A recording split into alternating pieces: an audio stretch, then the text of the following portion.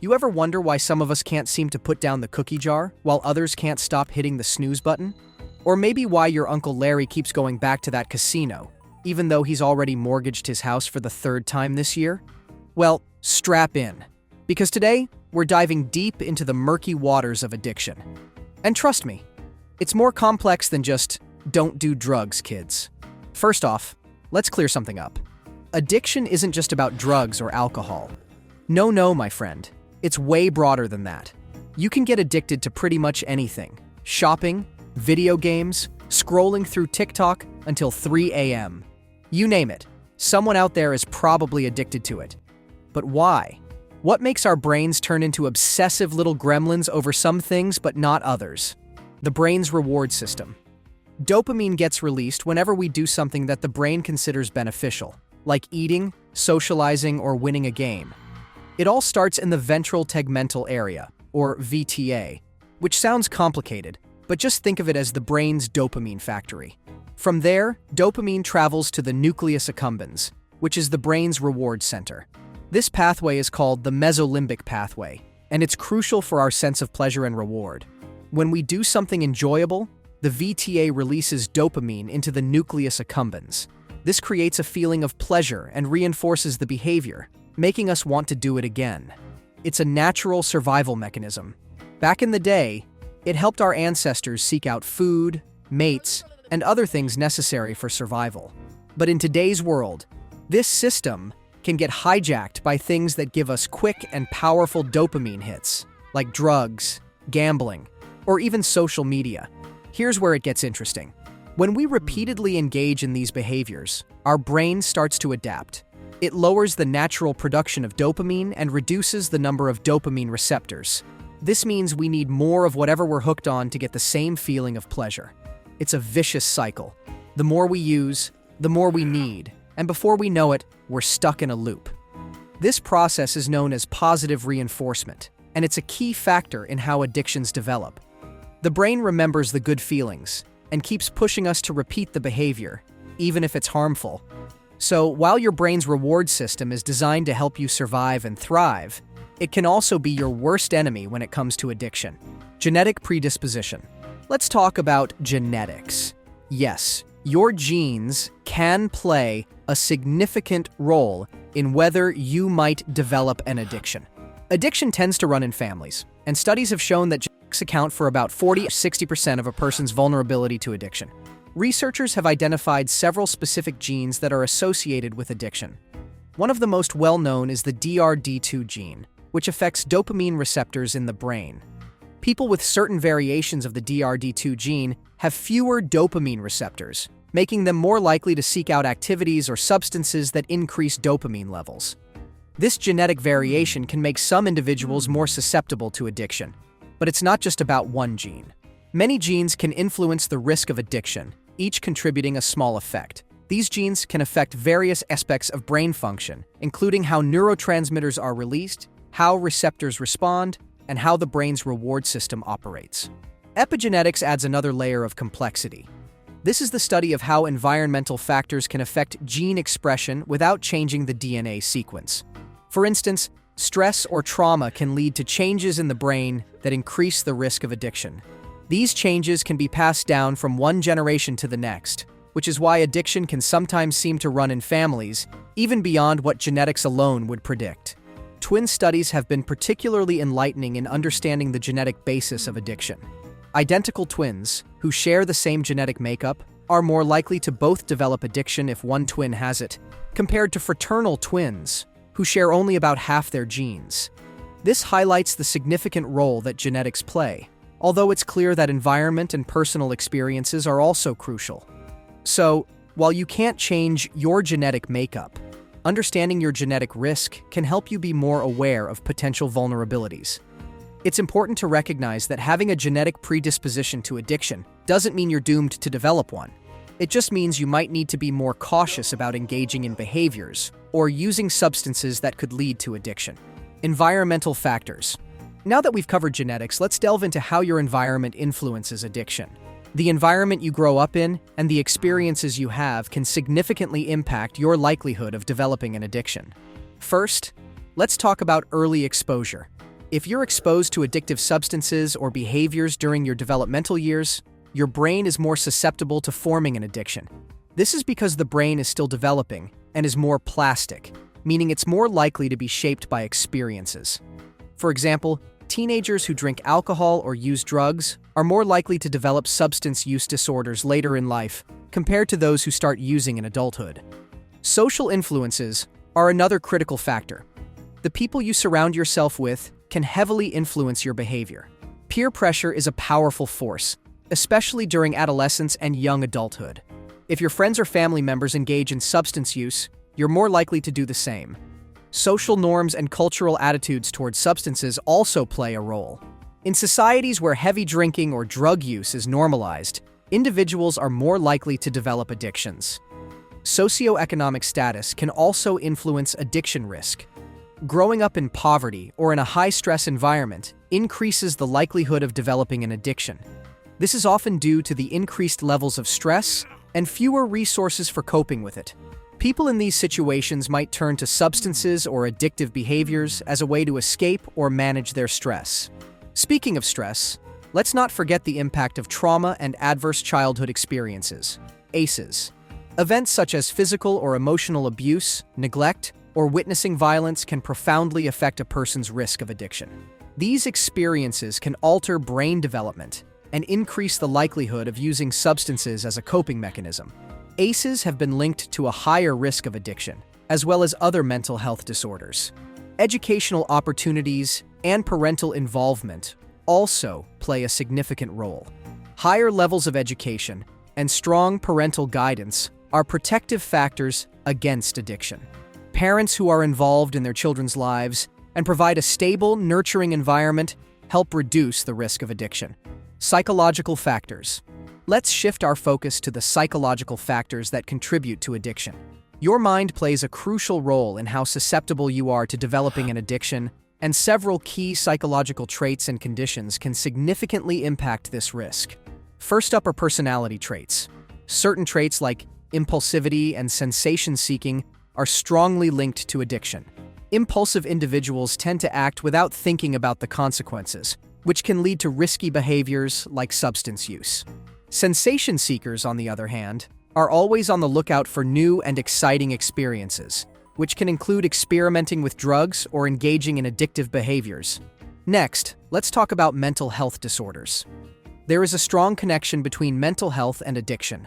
Conditions such as anxiety, depression, and bipolar disorder can increase the risk of developing an addiction. People with these disorders might use substances as a way to self-medicate or alleviate their symptoms. This self-medication can quickly spiral into dependency and addiction. Coping mechanisms are another critical factor. Everyone has different ways of dealing with stress, and some coping mechanisms are healthier than others. People who use substances or engage in addictive behaviors to cope with stress, anxiety, or other negative emotions are at a higher risk of developing an addiction. This is because these behaviors provide temporary relief, but do not address the underlying issues, leading to a cycle of dependency. It's also worth mentioning the role of trauma and post-traumatic stress disorder, PTSD. Individuals who have experienced trauma, whether it's from abuse, violence, or other life-altering events, are at a higher risk of addiction. Trauma can profoundly affect the brain and lead to changes in how a person processes stress and emotions. Substance use can become a way to escape or numb the pain associated with traumatic memories, which can quickly lead to addiction. Gender differences play a role in how psychological factors influence addiction. For instance, women are more likely to develop addiction as a result of using substances to cope with stress or trauma, whereas men might be more influenced by social and peer pressures. Additionally, mental health disorders often manifest differently in men and women, which can affect how and why they might develop an addiction. Understanding these psychological factors is crucial for recognizing the signs of addiction and seeking appropriate help. If you or someone you know struggles with these issues, it's important to reach out for support. There are effective treatments available that address both addiction and underlying psychological conditions. Types of addiction. Addiction comes in many forms, and understanding the different types can help us grasp how they uniquely impact the brain. There are two main categories: substance addiction and behavioral addiction. Each type has its own set of characteristics and effects on the brain. Let's start with substance addiction. This includes addictions to alcohol, drugs, and nicotine. When a person uses these substances, they alter the brain's chemistry and functioning. For instance, alcohol affects the central nervous system, leading to feelings of relaxation and euphoria. Over time, the brain starts to rely on these substances to produce dopamine, leading to tolerance and dependence. The user needs more of the substance to achieve the same effect, and withdrawal symptoms can occur if they stop using it. Drugs like opioids, cocaine, and methamphetamine have even more potent effects on the brain. They flood the brain with dopamine, creating intensive feelings of pleasure. This intense reward reinforces the behavior, making it more likely for the person to continue using the drug. Over time, the brain's natural production of dopamine decreases, leading to addiction. The person becomes dependent on the drug to feel normal, and stopping use can result in severe withdrawal symptoms. Nicotine, found in cigarettes and other tobacco products, also has a powerful effect on the brain. It stimulates the release of dopamine and other neurotransmitters, creating a sense of relaxation and pleasure. Nicotine addiction can develop quickly, and quitting smoking can be extremely challenging due to withdrawal symptoms like irritability, anxiety, and cravings. Behavioral addiction, on the other hand, involves non-substance-related activities that can become compulsive and addictive. Common examples include gambling, internet use, gaming, shopping, and even exercise. These activities trigger the brain's reward system in a similar way to substances, leading to the release of dopamine and reinforcing the behavior. Gambling addiction, for instance, creates a rush of excitement and pleasure when a person wins. This feeling is so powerful that it can override rational thinking, leading to compulsive gambling despite negative consequences. Similarly, internet and gaming addiction involve constant engagement with digital content, providing quick and easy dopamine hits that keep the user hooked. Shopping addiction, often called compulsive buying disorder, involves a cycle of emotional highs and lows. The act of purchasing something new triggers a dopamine release, creating a temporary feeling of happiness. However, this is often followed by guilt or regret, leading to more shopping to alleviate these negative emotions. Exercise addiction, though generally seen as a healthy activity, can also become problematic when it is done excessively. The endorphins and dopamine released during physical activity can create a dependency, leading to over-exercising and neglect of other aspects of life. Each type of addiction affects the brain in unique ways, but they all share a common thread: the hijacking of the brain's reward system. Understanding these differences can help in developing targeted treatment approaches for each type of addiction. The process of addiction. Development. Understanding how addiction develops can help us recognize the signs early and intervene before it becomes a full-blown dependency. Addiction doesn't happen overnight. It progresses through several stages. Let's break down this process step by step. Initial use. The journey towards addiction often starts with initial use. This can be out of curiosity, social pressure, or a desire to experience the effects of a substance or behavior. At this stage, the brain is introduced to the substance or activity, and the first dopamine rush occurs. This initial pleasure can be powerful, making the person want to repeat the experience. Regular use. If the initial use is pleasurable, the person might start using the substance or engaging in the behavior more regularly. At this point, usage might still be within the person's control. However, the brain is starting to adapt, and the person begins to rely on the substance or activity to feel good. This regular use can quickly become a habit. Risky use. As usage becomes more frequent, the person might start to take risks to continue their behavior. This can include using larger amounts of a substance, using it in dangerous situations, or prioritizing the behavior over responsibilities like work or school. The brain's reward system is becoming more dependent on the substance or activity, leading to increased risk-taking behaviors. Dependence. This stage is characterized by the body and brain adapting to the presence of the substance or behavior. Tolerance develops, meaning the person needs more of the substance or more frequent engagement in the behavior to achieve the same effects. Withdrawal symptoms can occur if the substance use or behavior is reduced or stopped.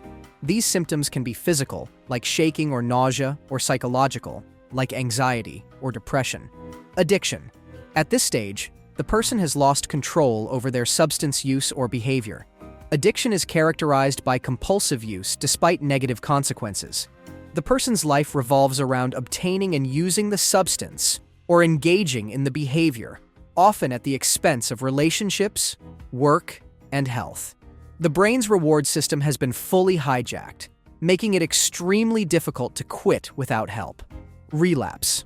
Even after deciding to quit, many people experience relapse. This is a return to substance use or the addictive behavior after a period of abstinence. Relapse is common because the brain's changes take time to reverse, and triggers in the environment or stress can lead to a return to old habits. Understanding that relapse is part of the process can help individuals and their support systems manage and mitigate its impact. Several factors influence how quickly a person progresses through these stages. Genetics, as we've discussed, can play a role, but so can the type of substance or behavior, the person's environment, and their psychological state.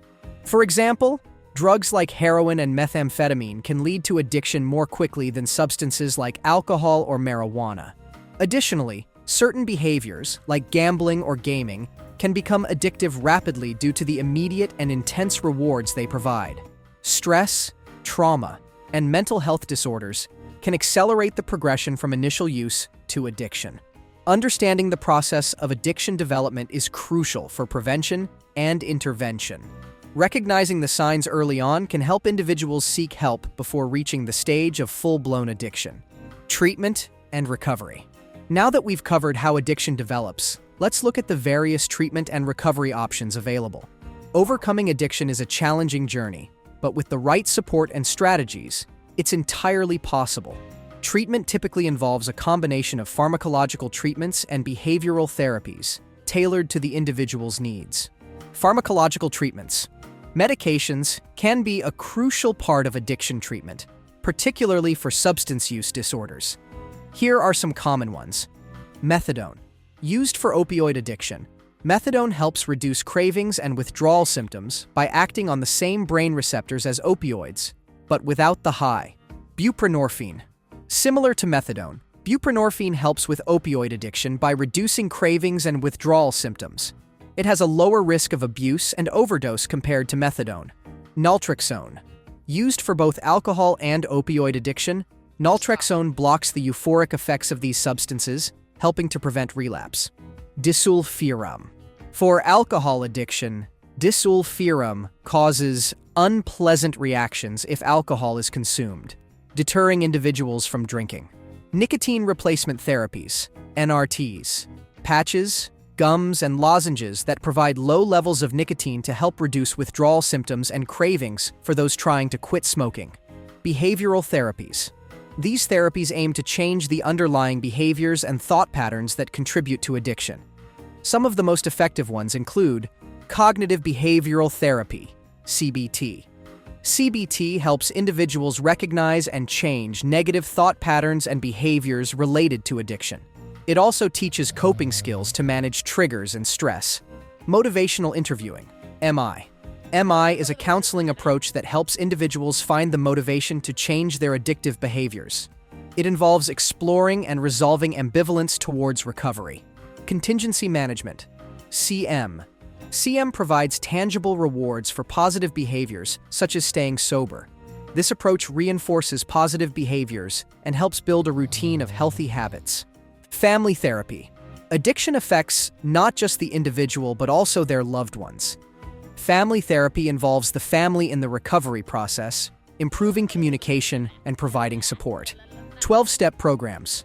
Programs like Alcoholics Anonymous, AA, and Narcotics Anonymous, NA, offer peer support and a structured approach to recovery through a series of steps and meetings.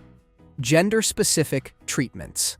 Men and women can experience addiction and recovery differently, so gender-specific treatments can be beneficial. For example, women might benefit more from therapies that address trauma and stress, as these are often key factors in female addiction. Men might benefit more from approaches that focus on social and peer influences. Holistic approaches. Some people find that holistic therapies complement traditional treatments. These can include mindfulness meditation, yoga, acupuncture, and nutritional counseling. These approaches aim to treat the whole person, addressing physical, mental, and emotional health. Support systems. Having a strong support system is crucial for recovery. This can include family, friends, support groups, and healthcare providers. Support systems provide encouragement, accountability, and a sense of community. Aftercare and relapse. Prevention. Recovery doesn't end after initial treatment. Aftercare programs, such as ongoing counseling, support groups, and sober living environments, help individuals maintain their sobriety. Relapse prevention strategies, like identifying triggers and developing coping skills, are essential for long-term recovery. Treatment is not a one-size-fits-all approach. What works for one person might not work for another, so it's important to tailor the treatment plan to the individual's needs. Combining different therapies and support systems can provide the best chance for successful recovery.